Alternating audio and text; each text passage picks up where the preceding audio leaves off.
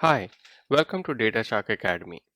If your data has null values in some of the columns that you are importing and you need to replace that null string to something else, okay, say a space or another string, then you can do that using Sqoop's directives null string or null non-string.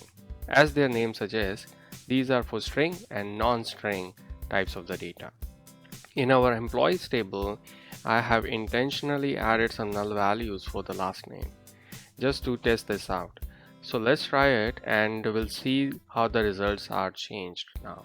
Okay, so let me bring the terminal and let's run the Sqoop, and this will again, I will use the option file.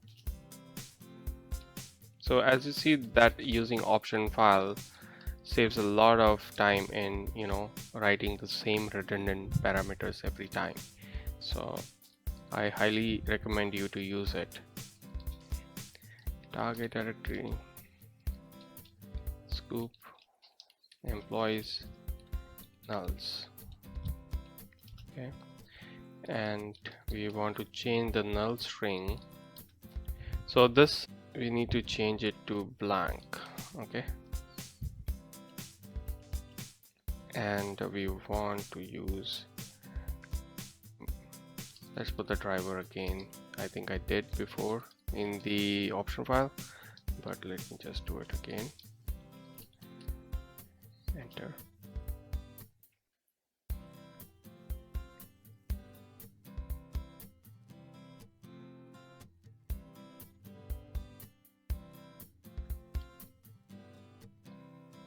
So now Sqoop job is running, and you see here statement query has changed to select star again. In case of the custom query, this was our custom query, and this as well was a custom query.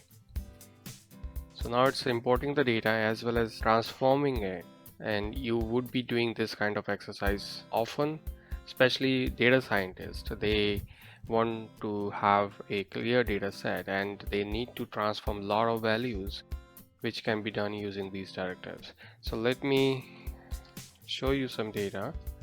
Let's go to Hadoop, employees, nulls. Alright, so let's take a look at few records.